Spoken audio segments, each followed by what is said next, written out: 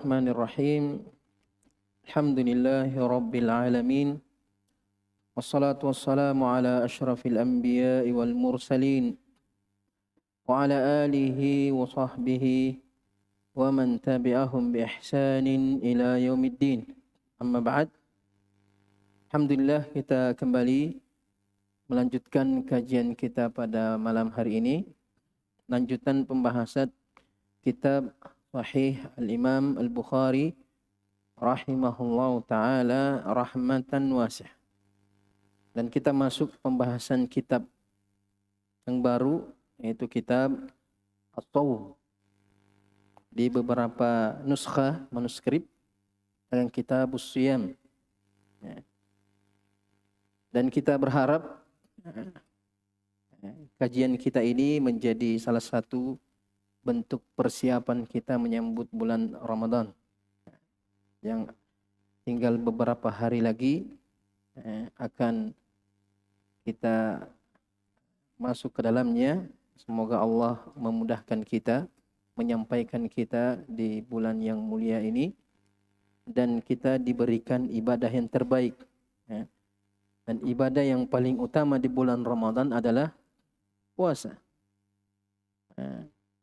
Dan di antara sebab kesempurnaan suatu ibadah dan tingginya nilai ibadah yang diperoleh oleh seseorang adalah ketika dia beribadah dengan ilmu. Allah berfirman, hal yastawil ladina ya'lamuna wal ladina la ya'lamun. Yang tidak sama pahalanya orang yang beribadah tanpa ilmu dengan orang yang beribadah dengan ilmu.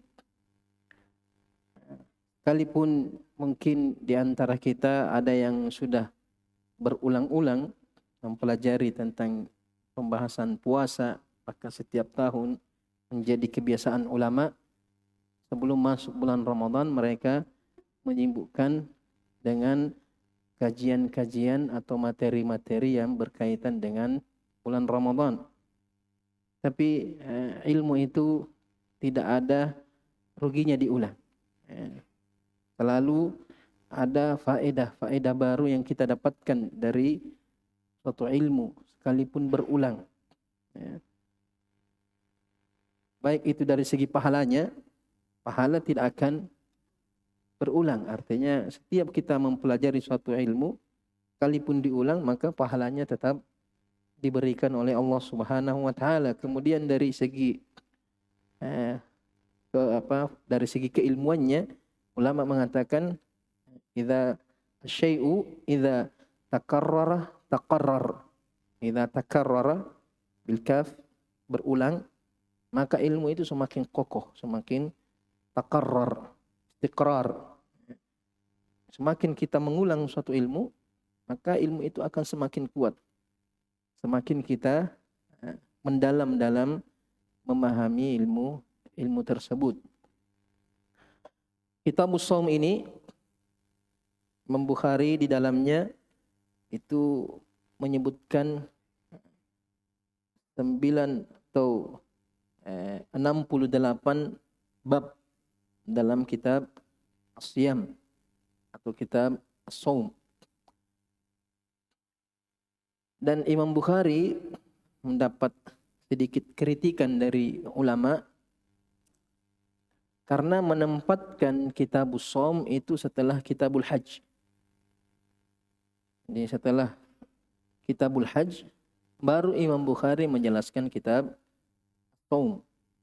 Padahal kebiasaan ulama kitab As-Siyam itu atau kitab As-Shawm dibahas sebelum haji. Setelah pembahasan tahara biasanya kitab shalah, kemudian zakat, kemudian puasa, kemudian haji. Tapi di sini Imam Bukhari membalik. Haji dulu baru puasa. Ini dianggap suatu kekeliruan oleh kebanyakan ulama, baik dari segi sebab atau dari segi urutan kewajibannya, karena kita tahu bahwa puasa Ramadan diwajibkan tahun 2 Hijriah. Puasa Ramadan diwajibkan ketika tahun 2 Hijriah. Sedangkan ibadah haji itu ada perselisihan ulama. Ada yang mengatakan tahun 6 Hijriah, ada yang mengatakan tahun 7, 8, 9, ada yang bahkan mengatakan tahun 10 Hijriah. Yang jelas kewajiban puasa Ramadan itu lebih dahulu daripada kewajiban ibadah haji dan umrah. Sehingga lebih pantas didahulukan kitab As-Siyam daripada kitab Al-Hajj. Kemudian dari segi riwayat, ketika Nabi SAW menyebutkan arkanul Islam, hadisnya Ibnu Umar, Nabi SAW mengatakan bunyal Islam ala khams, ala ayyuhidallah, iqamis salah, wa ita'iz zakah, wa siyami ramadan wal hajj. Nabi menyebutkan urutan rukun Islam, puasa dulu baru haji.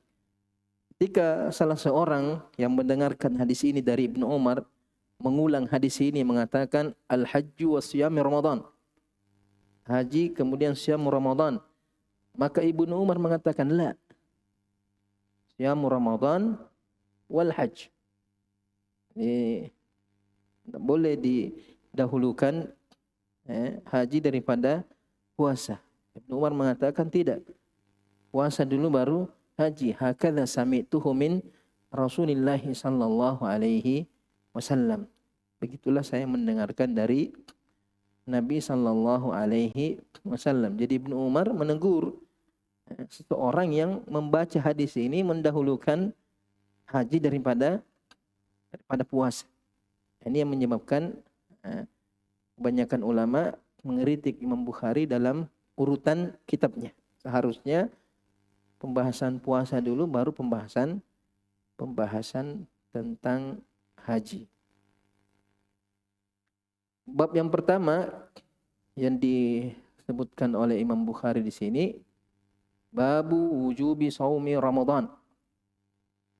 Bab tentang wajibnya puasa Ramadan. Ya. Kita ketahui bahwasanya puasa itu fil lughah al-imsak. Ya.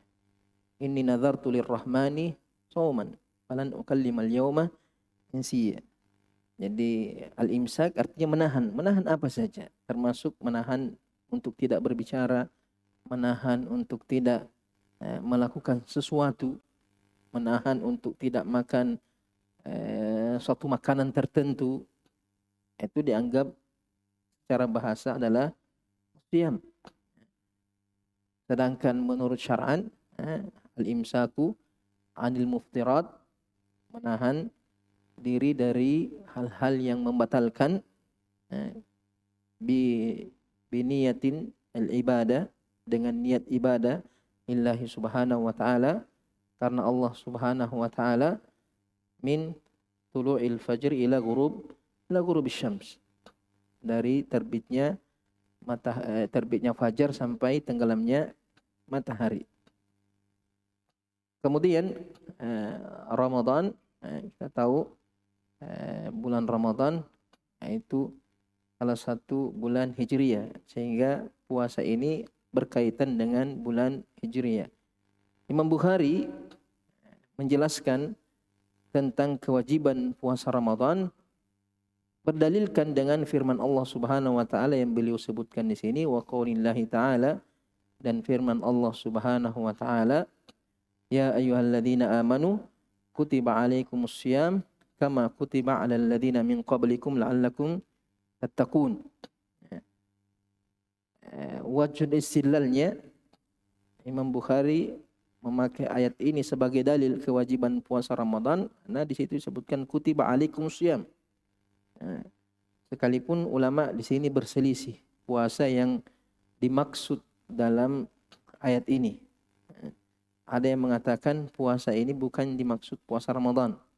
Ada yang mengatakan puasa Asyura sebelum diwajibkan puasa Ramadan. Nanti akan disebutkan hadis berikutnya. Tapi pendapat yang paling kuat yang dimaksud adalah puasa puasa Ramadan dengan dalil ayat setelahnya, syahrul ramadan alladzi unzila fil Qur'an hudal linnasi wa bayyinatin minal huda wal furqan faman syahida minkum syahra falyasum. Siapa yang mukim ketika terbitnya hilal Ramadan, maka falyasumhu, ada perintah untuk berpuasa pada bulan tersebut. Sehingga mengatakan bahwasanya puasa yang dimaksud dalam ayat ini kutiba alaikumusiyam adalah puasa Ramadan. Kemudian Imam Bukhari dalam bab ini akan menyebutkan 3 hadis yang mana semuanya menunjukkan akan kewajiban puasa Ramadan. Hadis yang pertama, Imam Bukhari rahimahullahu taala berkata, haddatsana Qutaibah bin Sa'id qala haddatsana Ismail bin Ja'far an Abi Suhail namanya Nafi' ibn Malik ibn Amir al-Asbahi. Nafi' ibn Malik ibn Abi Amir al-Asbahi. An abihi, bapaknya yaitu Malik ibn Abi Amir al-Asbahi. An Talha ibn Ubaidillah radhiyallahu ta'ala an, salah seorang al-asyarah al-mubasysyirin bil jannah. Beliau mengatakan anna Arabiyan jaa ila nabi atau ila Rasulillah sallallahu alaihi wasallam. Orang Arabi yang tinggal di pedalaman, artinya yang hidupnya tidak menetap. Mereka pengembala, hidup di tepi-tepi lembah, mengembalakan onta, hidup di mana ada makanan untuk gembalaannya, di mana ada air. Mereka tinggal berpindah-pindah. Arabi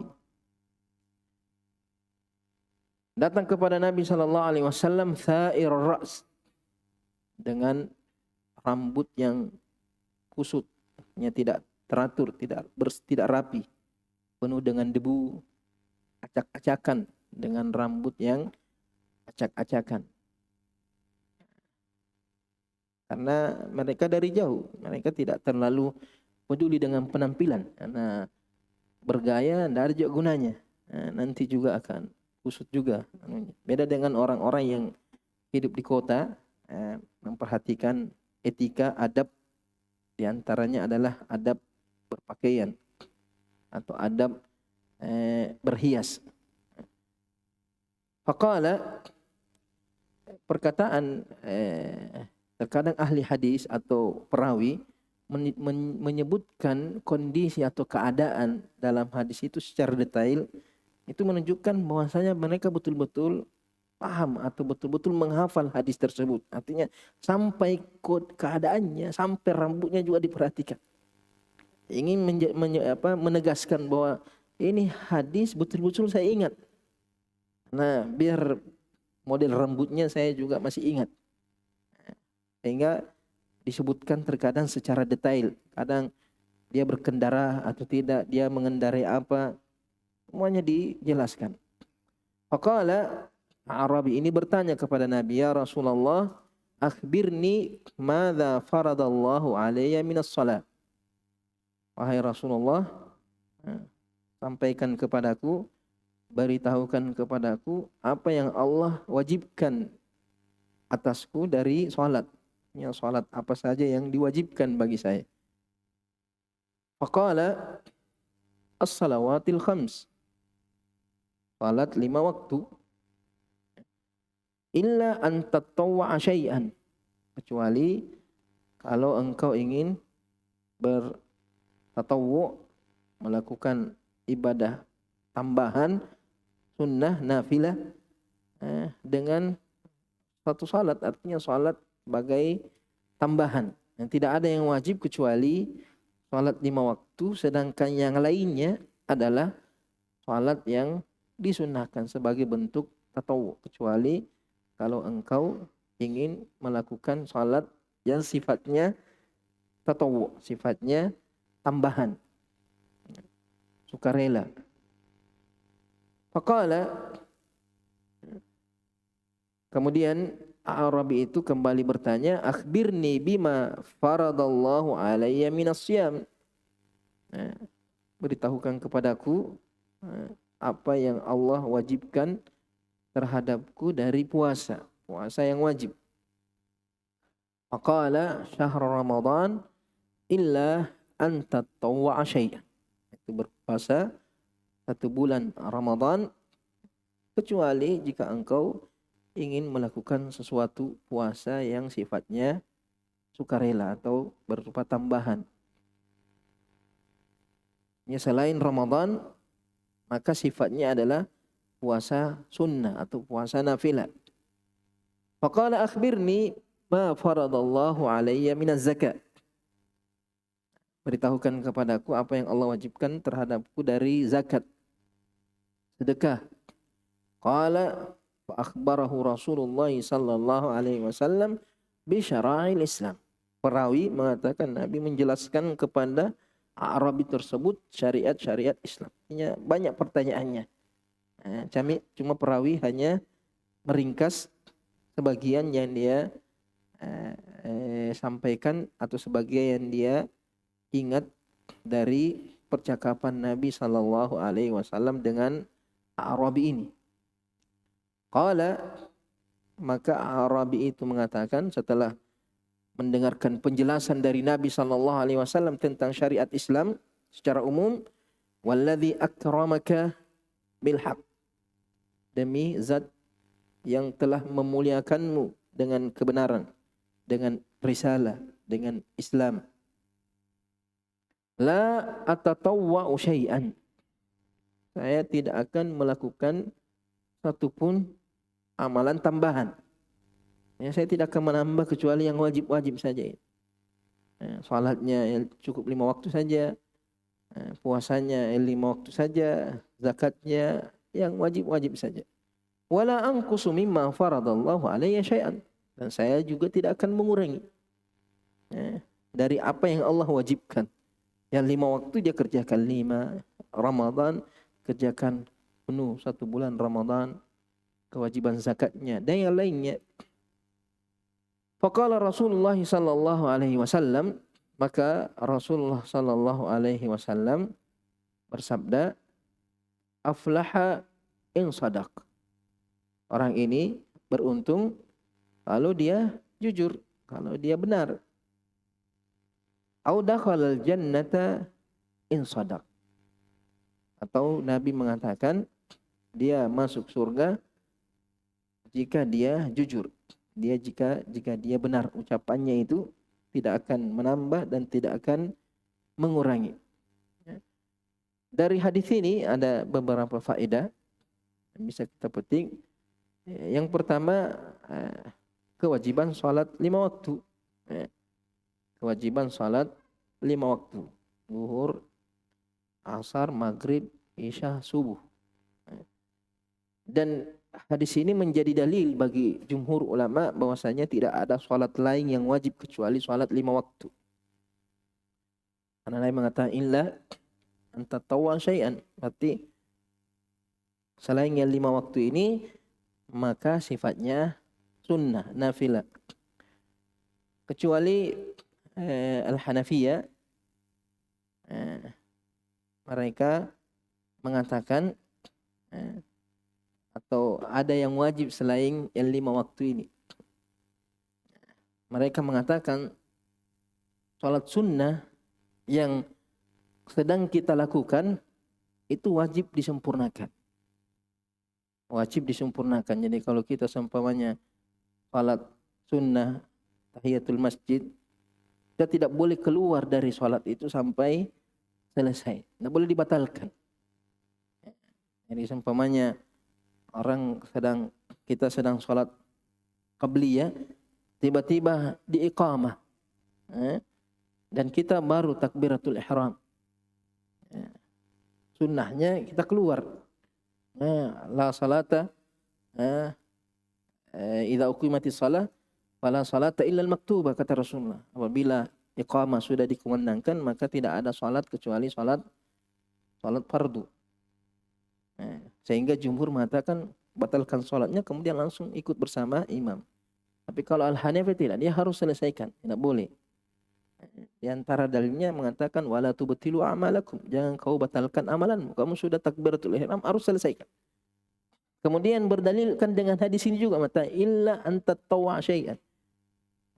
Mengatakan bahwa illa di sini istisna muttasil, bukan istisna munqati'. Istisna munqati' berarti tidak ada hubungan dengan sebelumnya.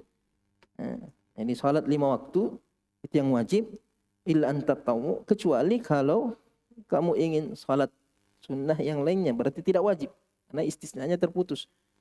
Sedangkan mereka mengatakan istisna muttasil, mengatakan tidak ada yang mengatakan salat 5 waktu kecuali ada yang wajib selain 5 waktu, kecuali kalau kamu salat sunnah maka wajib kamu sempurnakan.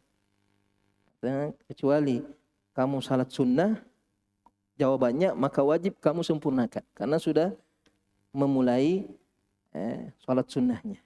Jadi mengatakan salat sunnah itu wajib disempurnakan.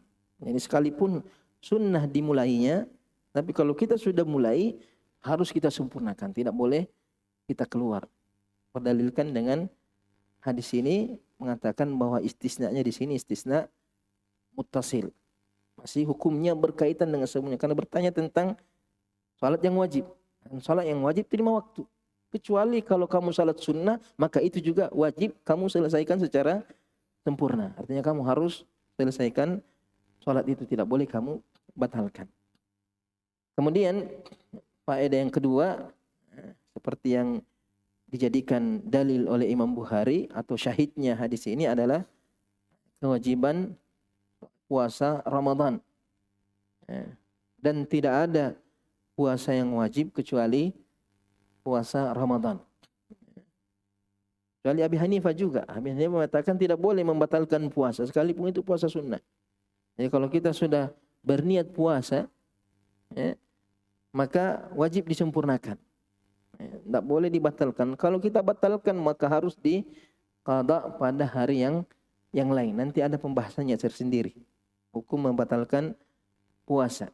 Tapi di antara dalilnya ini mengatakan illa anta tawwa, kecuali kalau kamu puasa sunnah maka wajib kamu sempurnakan.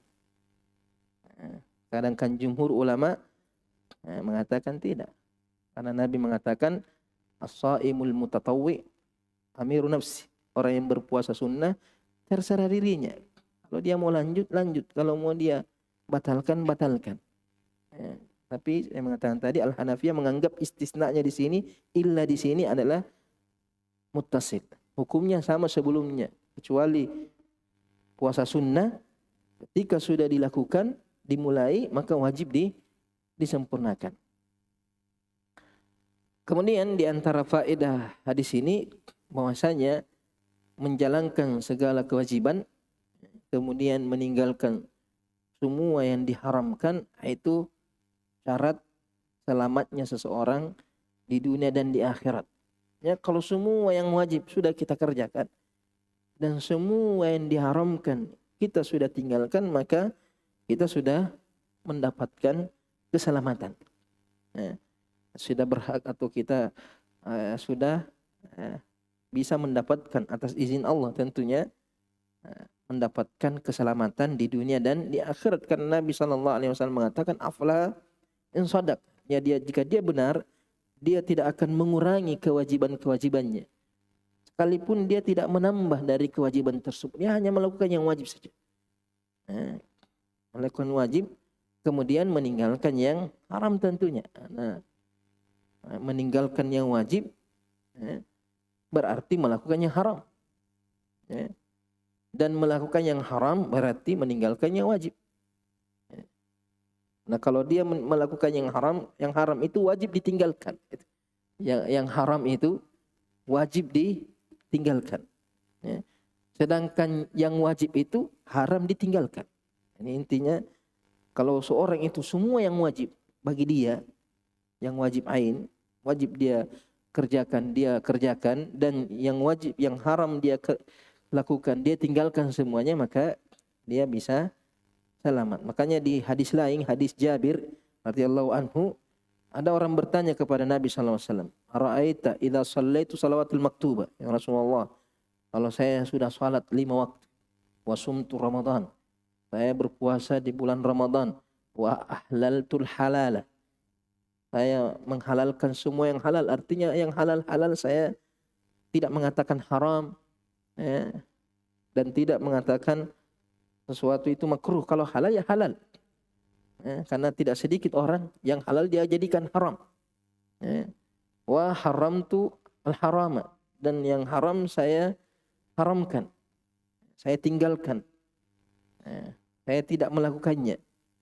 Ya. Karena banyak orang tidak melakukan tapi dia menghalalkan. Artinya dia tidak minum khamar, tapi dia mengatakan khamar itu halal, berarti dia menghalalkan yang haram. Dia berdosa sekalipun dia tidak minum, tapi dia menghukuminya halal. Bahkan bisa jadi dia keluar dari Islam karena menghalalkan sesuatu yang haram. Maklum minad dini bidarurah. Semua sepakat ulama atau mayoritas ulama menghukumi khamar itu haram. Kemudian dia menghalalkannya, sekalipun dia tidak minum. Jadi kata atau seorang ini, seorang yang bertanya ini, "Ya Rasulullah, saya sudah sholat 5 waktu, saya puasa Ramadan, saya menghalalkan yang halal, saya mengharamkan yang haram, walam azid ala dzalika syai'an." Saya tidak menambah selain itu. A'adkhul jannah, apakah saya masuk surga? Qala na'am. Maka Rasul mengatakan iya. Qala, orang ini mengatakan, wallahi la azidu ala dzalika syai'an. Demi Allah, saya tidak akan menambah sesuatu selain itu. Ini hadis di Sahih Muslim. Kemudian ada juga hadisnya Abi Hurairah. Hadis Abu Hurairah radhiyallahu taala anhu, ada Arabi datang kepada Nabi sallallahu alaihi wasallam. Beliau mengatakan, atau Arabi ini bertanya kepada Nabi, "Dullani ala amalin idza amiltuhu dakhaltul jannah." Ajarkan satu amalan, kalau saya amalkan saya masuk surga. Qala, Nabi mengatakan, "Ta'budullaha wa la tusyriku bihi syai'an." Kau menyembah Allah, jangan menyekutukannya dengan sesuatu pun. Wa tuqimus shalah al-maktubah, mendirikan salat 5 waktu. Wa tu'addiz zakatal mafruḍah, menunaikan zakat yang wajib. Wa tasumu Ramadan, berpuasa di bulan Ramadan. Ini yang diajarkan Nabi SAW. Qala, orang itu mengatakan, "Walladzi nafsi biyadi la azidu ala hadza." Demi zat yang jiwaku di tangannya, saya tidak akan menambah selain yang ini yang diajarkan Nabi SAW. Falamma walla, ketika orang ini sudah pergi, qala Nabi SAW, Nabi mengatakan, "Man sarrahu an yanzur ila rajulin min ahli jannah falyanzur ila hadza." Siapa yang ingin melihat seorang dari ahli surga, maka lihat orang ini. Ini hadis di Sahih Bukhari dan Sahih Muslim. Dan ada beberapa hadis lain, hadisnya Anas bin Malik, hadis yang panjang juga semakna dengan hal itu. Sebagian ulama menganggap bahwa hadis ini semuanya satu kejadian. Kejadiannya sama seperti hadisnya Talha ibn Ubaidillah. Katakan satu hadis, cuma perawi meriwayatkannya dengan riwayat yang berbeda. Sebagian ulama tentu tidak, orangnya beda-beda. Orangnya berbeda karena jawaban Nabi berbeda-beda. Jawaban yang diberikan oleh Nabi sallallahu alaihi wasallam berbeda-beda. Bagaimana kita katakan bahwa terkadang Nabi memberikan jawaban disesuaikan dengan keadaan seorang penanya itu. Dan Nabi tidak menjelaskan Islam secara detail karena disesuaikan dengan kemampuan seseorang. Dia ini Arabi, orang biasa-biasa. Kalau jelaskan Islam secara detail, dijelaskan secara rinci, dia tidak akan bisa menguasai apa yang disampaikan oleh Nabi SAW. Mereka datang kemudian pergi. Sehingga Nabi mengajarkan apa yang paling penting, rukun-rukunnya saja. Ketika dia amalkan itu, maka dia akan selamat. Sekalipun mungkin ada hal-hal lain yang dia tinggalkan. Bagi yang lain tidak bisa selamat. Jadi seumpamanya tentang adab bertetangga, tentang hukum-hukum yang lainnya, berbakti kepada kedua orang tua dan sebagainya, kewajiban-kewajiban lain Nabi tidak jelaskan di sini. Kenapa? Karena Nabi ingin memudahkan kepada para sahabatnya. Arabi ini datang sesaat, tidak lama tinggal di Madinah. Hanya bertanya, kemudian pergi. Sehingga Nabi menyesuaikan, ambil sesuatu yang paling penting dan yang harus dia lakukan. Seperti mentauhidkan Allah, ini harus. Kemudian salat, harus. Kemudian Nabi menyebutkan puasa. Kemudian Nabi menyebutkan zakat, karena Arabi ini rata-rata pengembala. Banyak-banyak untanya, banyak hartanya, sehingga disebutkan juga zakat. Tapi tidak disebutkan haji. Tidak diriwayatkan di sini tentang haji, karena haji sekali setahun. Haji sekali seumur hidup dan hanya sekali setahun pelaksanaannya. Sehingga belum waktunya. Terkadang ada sesuatu yang wajib tidak disampaikan karena belum waktunya. Makanya biasanya Nabi kalau mau haji, Nabi utus semua utusannya untuk mendatangi pelosok-pelosok untuk keluar menunaikan ibadah haji. Jadi nanti mau dekat musim haji baru Nabi utus sahabatnya mengumumkan bahwa yang mau berhaji silakan berhaji. Artinya terkadang ilmu itu dipelajari ketika tiba waktunya. Tiba waktu pelaksanaannya. Kemudian di antara faedah dari hadis ini juga dibahas oleh ulama dalam ilmu usul. Apakah boleh seseorang itu meninggalkan yang sunnah? Artinya amalan-amalan sunnah. Seperti dia katakan, saya tidak akan menambah kecuali yang wajib ini dan tidak akan mengurangi. Apakah boleh seseorang itu meninggalkan amalan sunnah? Sebagian ulama mengatakan boleh dengan dalil ini. Karena dia mengatakan saya akan melakukan yang wajib saja. Salat yang wajib saja. Puasa yang wajib saja. Zakat yang wajib saja. Dan Nabi mengatakan dia beruntung kalau dia jujur. Kalau betul-betul dia menjalankan yang wajib dan tidak menguranginya. Cuma sebagian ulama mengatakan tidak ada orang yang bisa meninggalkan sunnah secara mutlak. Mungkin sholat sunnah dia tidak sunnah. Tapi dalam sholat ada amalan-amalan sunnah yang tidak wajib. Pasti dia kerja juga. Ada seperti tasbih-tasbihnya. Zikir-zikir dalam sholat. Itu sunnah, tidak wajib. Sehingga dia lakukan. Tapi kalau mengatakan semua sholatnya pokoknya yang rukun-rukun saja. Wajib-wajib saja. Amalan sunnah dia tidak kerja itu. Man raghiba an sunnati falaysa minni. Kata Nabi SAW, siapa yang tidak senang dengan sunnahku, maka bukan bagian dariku. Jadi di sini tidak dipahami bahwasanya seseorang itu menggampangkan amalan sunnah, tidak. Nabi mengatakan ini kepada Arabi karena kondisinya. Artinya Arabi ini orang sibuk, orang pekerja, orang apalagi mereka baru masuk Islam, sehingga kalau mau diajarkan langsung tentang rawatibnya, puasa-puasa sunnahnya, mungkin mereka akan merasa berat sehingga tidak semangat masuk Islam. Hanya ini juga menjadi pelajaran kalau ada mu'allaf, jangan langsung diajarkan detailnya Islam. Ajarkan yang pokok-pokoknya saja. Supaya memudahkan, supaya semangat dia beribadah. Jangan langsung detailnya, langsung adab-adab berpakaiannya, adab-adab penampilannya. Mungkin hal-hal itu dijelaskan berikutnya.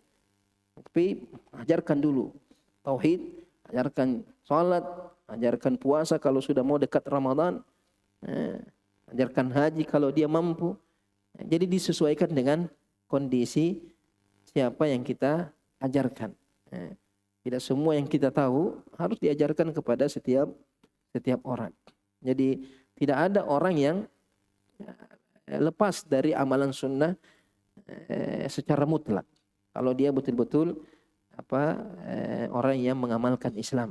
Tapi kalau kita mengatakan dia tidak sholat kecuali yang wajib, maka dia selamat. Yang penting dia tidak menguranginya. Cuma kita mengatakan bahwa amalan sunnah itu penting. Di antara keutamanya amalan sunnah adalah menutupi kekurangan yang wajib. Makanya dia mengatakan aflah in shadaq. Artinya kalau dia jujur, kalau dia benar-benar yang wajibnya tidak ada yang kurang.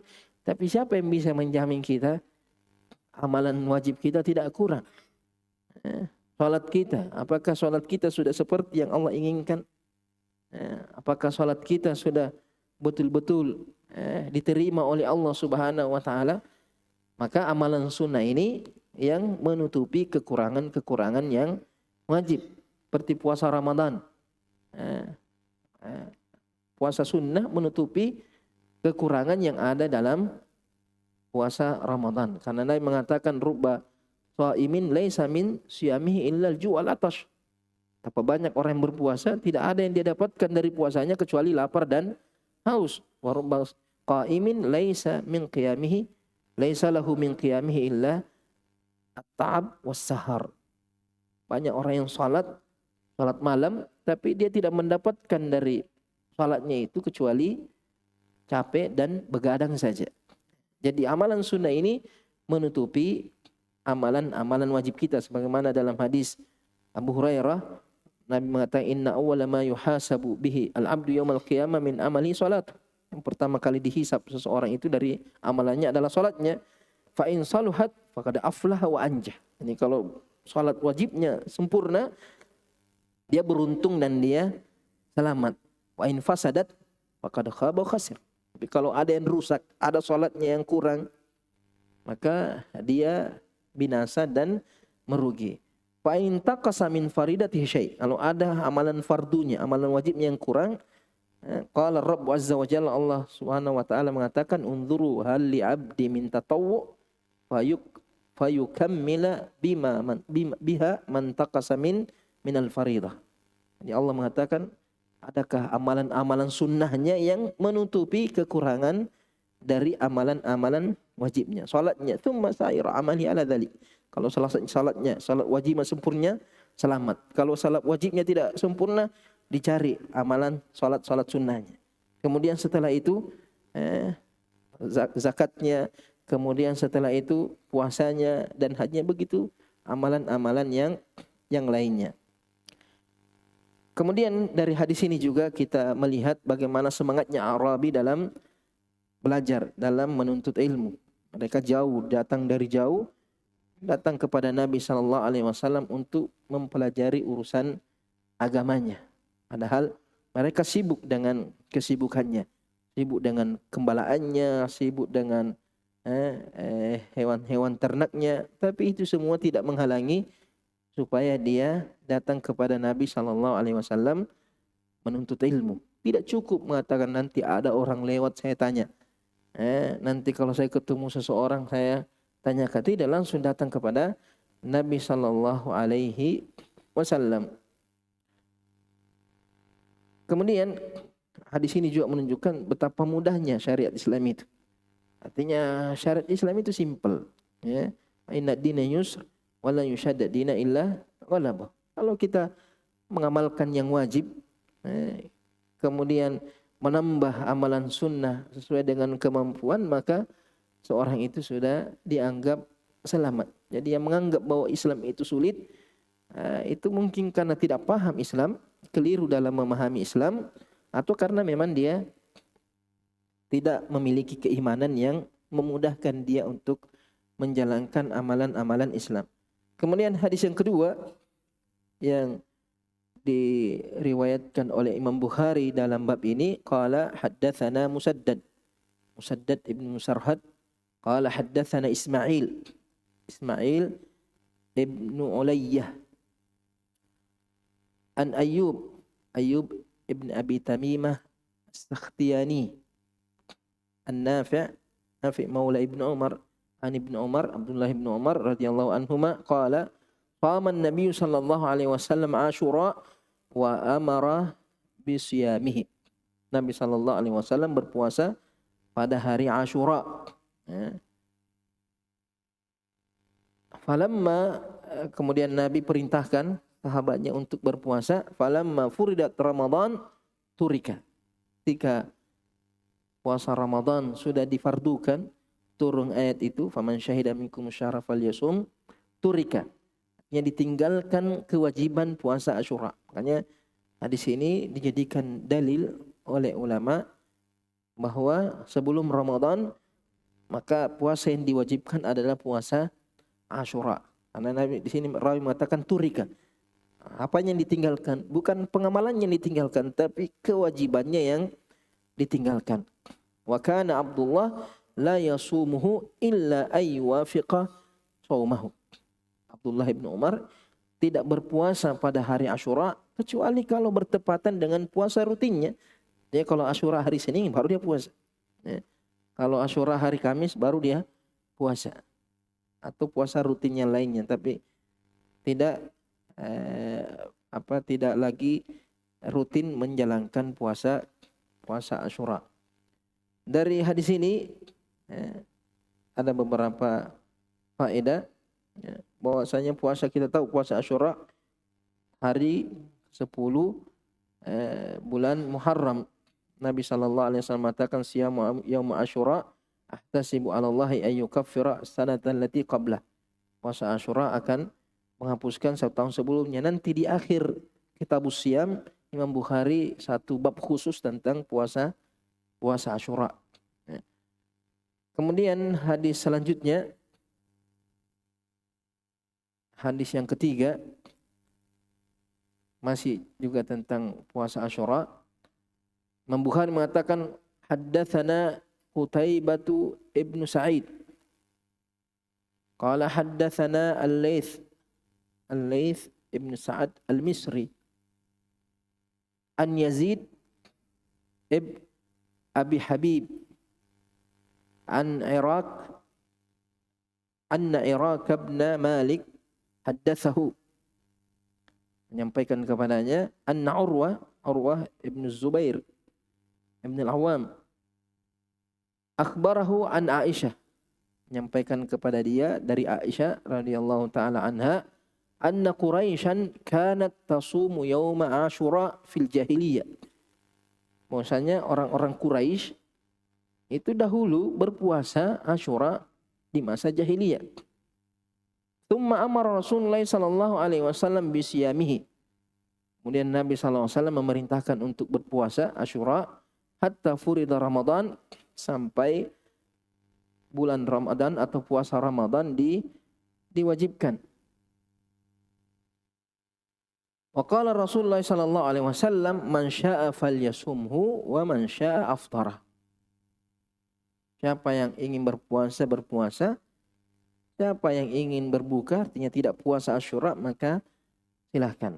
Ini menunjukkan bahwasanya yang ditinggalkan bukan pengamalannya, bukan puasanya, tapi yang ditinggalkan adalah kewajibannya. Nah, ulama juga menjelaskan, atau ada perselisihan ulama, sebabnya Quraisy itu puasa. Apa sebabnya Quraisy itu puasa pada hari Asyura? Ada yang mengatakan bahwasanya mereka berpuasa Asyura karena Quraisy pernah melakukan dosa yang sangat besar. Mereka melakukan dosa yang sangat besar, kemudian bertobat kepada Allah dan menjadikan puasa Asyura sebagai kafarah bagi dosa-dosa mereka. Karena Asyura sudah diagungkan mulai dari Bani Israel. Ketika Nabi sallallahu alaihi wasallam tiba di Madinah, Nabi mendapati orang-orang Khaybar, orang-orang Yahud berpuasa pada hari Asyura. Nabi bertanya, kenapa? Qalu hadza yaumun azim wa huwa yaumun najjallahu fihi Musa wa aghraqa ala Fir'aun wa sama Musa syukran lillah. Jadi ketika Yahudi ditanya kenapa puasa hari Asyura, kata ini hari yang sangat agung. Allah menyelamatkan Nabi Musa dari kejaran Fir'aun dan Allah menenggelamkan Fir'aun pada hari itu.